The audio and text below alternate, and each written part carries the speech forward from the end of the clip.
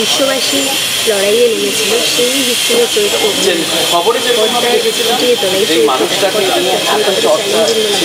আমার কাছে খুবই চ্যালেঞ্জিং, কারণ প্রথমে যখন পুলিশ ফাইল থেকে আমাকে কল করা হয়েছিল, পুলিশ ফাইলের এই টিমের ডিরেক্টর প্রান্তিক গাইন, তারপর ইপি সীমাদি আমাকে সিলেক্ট করেছিলেন। তো প্রান্তিক দা আমাকে ফোন করে বলছে ক্যারেক্টারটা সীমাদি তোমায় করতে বলেছে আর তোমায় করতে হবে। এবার আমি তখন আমি জানি না আমি কি বলবো, আমি তখন পুরো চুপ, আমি সাইলেন্ট আলাম। আমি কি করে না পাবো, যেটা দেশবাসী এখনো অবধি যেটা নিয়ে লড়াই করছে, যেটা নিয়ে এখনো জাস্টিস পাইনি, সেই ক্যারেক্টারটা আমি কি করে করব। আর তারপরে অনেকভাবে নিজেকে মেন্টালি তৈরি করেছি, মেন্টাল প্রেশারের মধ্যে দিয়ে তৈরি করেছি। কারণ যখনই স্ক্রিপ্ট পড়ছি, স্ক্রিপ্ট পড়তে পড়তে আমি পুরো মেয়েটাকে ভিজুয়ালাইজ করতে পারছি, ওর মুখ, ওর ড্রেসিং সেন্স, ওর সব কিছু আমার মনে আছে। তো যখন পড়ছি তখন লিটারালি আমি ভাবছি যে ওর যে যখন বসে লাস্ট খাবার খেয়েছিল, খাবার খাওয়া থেকে শুরু করে যখন ওর সাথে এইভাবে যন্ত্রণাদায়ক ইনসিডেন্টগুলো ঘটেছে, কতটা প্যাথেটিক, যে মেয়েটার গলা টিপে দিলে চোখ দিয়ে রক্ত বেরিয়ে আসে, সেই মেয়েটার ক্যারেক্টারটা প্লে করতে যাব, এটা আমার পরম সৌভাগ্য যে এত শক্তিশালী একজন নারীর ক্যারেক্টার আমি প্লে করছি। আমি জানি না কতটা পর্দার সামনে ফুটিয়ে তুলতে পারবো, এটা আমার কাছে প্রচণ্ড চ্যালেঞ্জিং। সেন্সিটিভ ইস্যু, পুরো বলতে পারো যে গ্লোবালি তোলপাড় হয়েছে এবং সেটা টেলিভিশনের পর্দায় আসছে। বিষয়টা হচ্ছে, প্রথম যখন আমার কাছে চ্যানেলের থেকে ফোন আসে, আমি কিছুক্ষণ স্তম্ভিত ছিলাম যে এরকম একটা চরিত্র কীভাবে ফুটিয়ে তুলব, খুব নার্ভাসও ছিলাম। তবে একজন অভিনেতার কাছে এই ধরনের চরিত্র পাওয়াটাও ভীষণ ভাগ্যের, কারণ হচ্ছে কিছু কিছু চরিত্র থাকে না, যেমন ধরুন আমি পুলিশের ভূমিকায় অভিনয় করছি বা ডক্টরের ভূমিকায় অভিনয় করছি, সেই চরিত্রগুলো আমরা চাক্ষুষ দেখে এসেছি, যার জন্য এটা বুঝতে পারি উনি এইভাবে কথা বলেন, উনি এইভাবে হাত নাড়েন। কিছু কিছু চরিত্র থাকে যেগুলো একজন অভিনেতার কাছেও ভীষণ কমপ্লিকেটেড হয়ে যায়, সেই চরিত্রটার একটা সাইকোলজিক্যাল জার্নি দিয়ে যেতে হয়। তো আমি বলবো এই চরিত্রটির ক্ষেত্রে আমাকে কিন্তু একটু ট্রাবল নিতেই হয়েছে।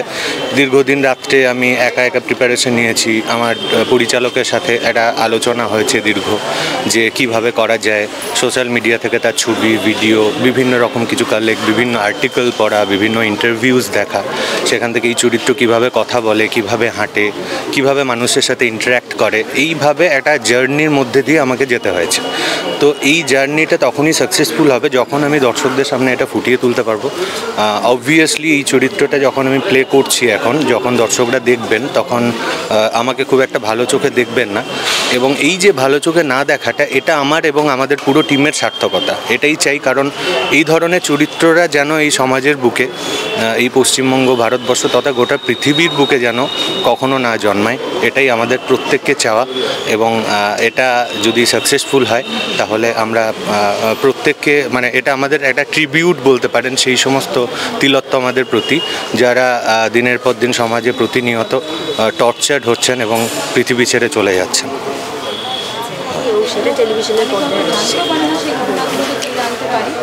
খুবই মর্মান্তিক, খুবই দুঃখজনক ঘটনা, সবাই জানি, এটা বলার অপেক্ষা রাখে না। অনেকেই এর জন্য প্রতিবাদে নেমেছেন, রাস্তায় নেমেছেন, রাত দখল, অনেক কিছু হয়েছে। তারপরে আমরা একটা বিচার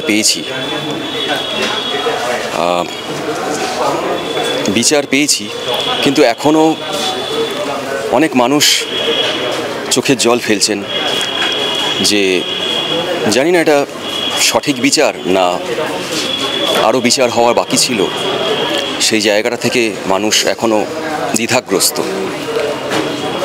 তো আমার ব্যাপারটা হচ্ছে, আমাদের অভিনেতা অভিনেত্রীরা যারা রয়েছে, তাদের দায়িত্ব হচ্ছে আরও বেশি মানুষের কাছে এই ঘটনাটাকে তুলে ধরা, যাতে করে আরও বেশি মানুষ জানতে পারে এই ঘটনাটা, যেটা চাপা দেওয়ার চেষ্টা করা হয়েছিল, অনেক এভিডেন্স ট্যাম্পার করার চেষ্টা করা হয়েছিল, সেগুলোকে যাতে মানুষ আরও জানতে পারে, তার জন্যই আমাদের এই প্রচেষ্টা। এখানে যতগুলো ক্যারেক্টার রয়েছে সবাইকে বেছে বেছেই নেওয়া হয়েছে, যাতে করে কারোর বুঝতে অসুবিধে না হয় যে কোনটা কোন ক্যারেক্টার বা কার সঙ্গে কার মিল রয়েছে, এটা দেখেই সেইভাবেই করা হয়েছে। যেমন আমাকে অনেকেরই মনে হয়েছে যে প্রিন্সিপাল সন্দীপ ঘোষের সঙ্গে আমার নাকি মিল রয়েছে, তো সেটাকে আমি সৌভাগ্য বলবো না দুর্ভাগ্য বলবো, তার জন্য আমি অভিনয় করছি, সেটা আমি ঠিক বুঝে উঠতে পারছি না।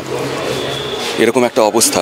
যাই হোক, আমাদের প্রচেষ্টা আরও মানুষের কাছে পৌঁছানো, ঘটনাটা সবাইকে জানানো, সবাইকে সতর্ক করা, যেটা পুলিশ ফাইলস আকাশ ৮ সবসময় করে থাকে, মানুষকে সজাগ করে থাকে, সতর্ক করে থাকে।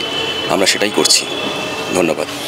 এত লড়াই সারা দেশ জুড়ে, এমনকি পুরো বিশ্বে যাকে নিয়ে লড়াই, তুমি তো আসলে কারোর একার সন্তান না, পুরো বিশ্বের সন্তানই বলতে চায়। তো সেই জায়গা থেকে দাঁড়িয়ে বাবা বা চরিত্র ফুটিয়ে তোলা টেলিভিশনের পর্দায়, এটা নিয়ে কী বলবো?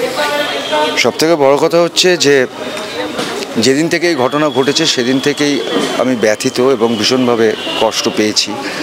দুর্গাপুজো গেছে, দুর্গাপুজোও তো সেভাবে যায়নি, কেননা তিলোত্তমা মা আমাদের বলেছিলেন যে আমি পুজোটা করব, সেটাও পাইনি।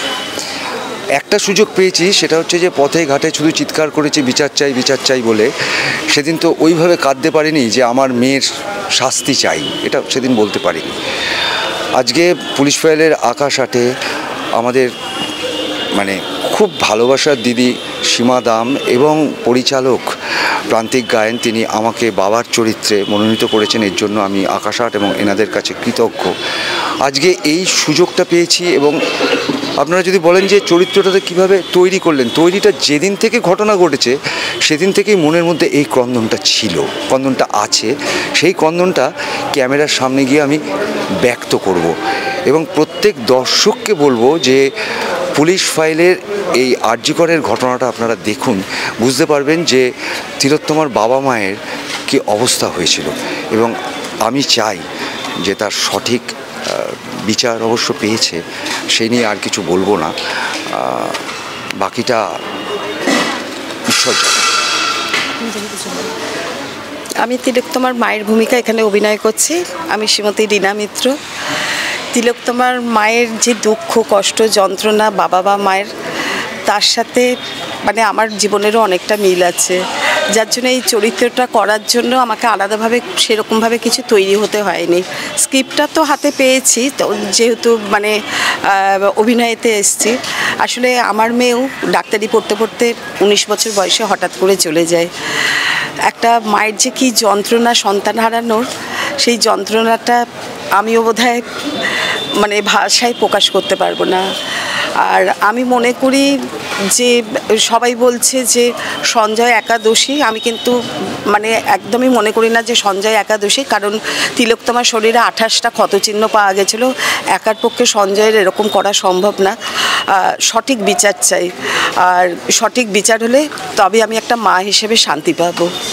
আর যদি কিছু বলেন টেলিভিশনের পর্দায় ফুটিয়ে তোলা, প্রথমে বলি এই ঘটনার তো কোনো মানে কি বলবো, আমি ৮ তারিখের পর থেকে তো সারা পশ্চিমবঙ্গ থেকে শুরু করে সারা ভারতবর্ষ জানেন আপনারা যে কী অবস্থার মধ্যে দিয়ে যাচ্ছিল। সেটা তো আপনাদের মধ্যেও এই প্রতিবাদের তো ঝড় ছিল।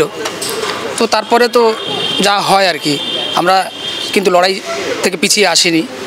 যখন জাজমেন্টটা হলো আমৃত্যু কারাবাস, তারপরে আমরা ঠিক করলাম যে এটা নিয়ে আমরা একটা কিছু করব।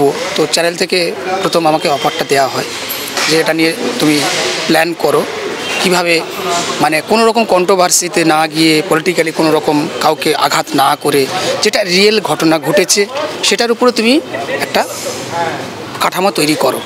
তারপরে আমরা এটা নিয়ে রিসার্চ করলাম, করে দিনের পর দিন বসে আমরা একটা জায়গা তৈরি করেছি। তো আমাদের মূল ফোকাস ছিল যে তিলোত্তমা কে, তার ছোটোবেলা কেমন ছিল, তারপরে সে কিভাবে আস্তে আস্তে বড় হয়েছে, মায়ের সঙ্গে কেমন সম্পর্ক ছিল, বাবার সঙ্গে কেমন বন্ডিং ছিল, পারিপার্শ্বিক কীভাবে সে জীবনযাপন করতো, তারপর ডাক্তার হওয়ার পর তার রেসপন্সিবিলিটি কেমন ছিল, ডাক্তারের যে সহপাঠীরা ছিল তাদের সঙ্গে কেমনভাবে সে মিশতো, বা তার বন্ধুবান্ধবদের সঙ্গে কী করতো।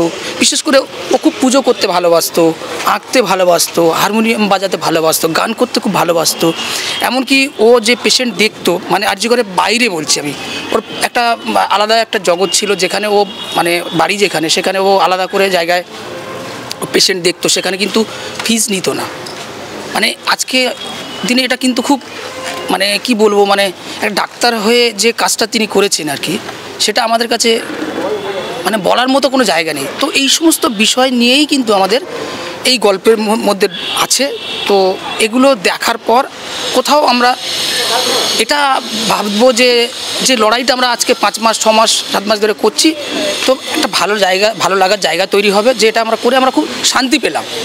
তো এছাড়া আর কোনো উদ্দেশ্য আমাদের নেই। ৮ তারিখে এটা টেলিকাস্ট হবে। 8ই ফেব্রুয়ারি আপনারা সবাই দেখুন। যদি কোথাও কোনো ভুল ভ্রান্তি করে থাকি আপনারা ক্ষমা করবেন, কিন্তু আমরা সব সময় চেয়ে এসেছি we want justice for Tilottama.